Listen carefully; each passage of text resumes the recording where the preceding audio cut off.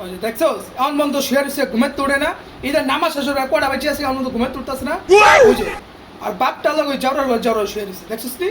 জ্বরের বসে জ্বর হচ্ছে আগে উঠবো এটা তোর বাপটার উঠাবি তোর বাপের রাইতে অনেক রাইত করে আহে ওই জ্বরের লগে শুয়ে রয়েছে ওই এরপর বাপটাও শুয়ে রয়েছে ওই উঠেন না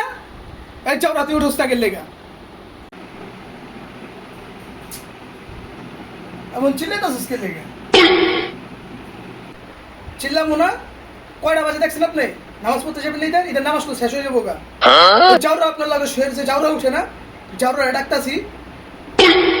আচ্ছা যাইতাছি এরা সুন্দরভাবে কইলে তো তুই যেমন চিল্লাইতাছস এমনি চিল্লাই কই তুই এমনি চিল্লাইতাছস কেন আর সুন্দরভাবে কইলি তো ওই জানো রে নামাজ পড়তে যাবি না ওই আবার বকশিস দেবেন না নামাজটা পড়ে দিই না আমার ওখানে লাগবে নামাজটা পড়ে আমি তোরে দিতেছি না তোর নামাজই পড়ি স্যার ঠিক আছে তো আছে দিবেন না পোলাটার ঠিক এমন করেন গেলে আজকে ঈদের দিন তুই এত চিল্লাস গেলি দিতাছি না ঠিক আমি চিল্লাই কেন আল্লাহ সংসার যত গল্প আছে তুই আমার উপরে দিয়া তুই আমার লিয়ে যাস কেন আগে দুনিয়াতে সংসারই থাকবে আচ্ছা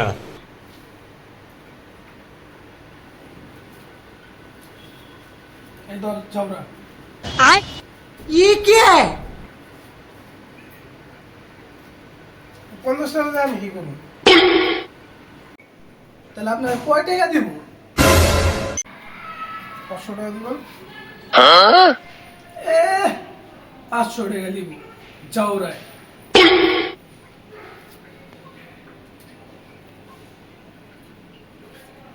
ধর চৌরা Oh my God! এই যাও রে মারে পাতে এড়া দে কে আমি এই যাও রে টাকা দে তো আপনার বল তুমি এটা আমার টাকা হ্যাঁ তে নামাজ পড়ে মারতে লিস মানে দিয়া যা আমার টাকা বলো চৌরে আমার টাকা দিব না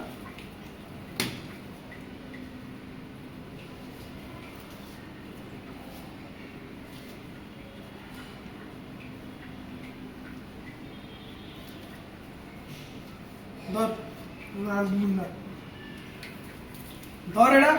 500 টাকা কম ধর এটা নিয়ে নামাজ পড়ে তারপরে মারতে আছে শুরু হয়ে দিবি 500 টাকা যা তো বন্ধুরা এভাবেই বাবা ছেলেকে ঈদের বকশিশ দেয় বাবা চলে যাওয়ার পর মা এভাবে ছেলেদের থেকে টাকা আত্মসাৎ করে নেয় তো বাবাদেরকে বলে দিতে চাই যখন ঈদের বকশিশ দিবেন মার থেকে দূরে কোথাও নিয়ে তারপরে বকশিশ দিবেন এভাবে ছেলে সন্তানদের ঠকানো হয় সবাই ভালো থাকবেন ভিডিওটা ভালো লাগলে শেয়ার কমেন্ট লাইক করে দিয়ে আসবেন।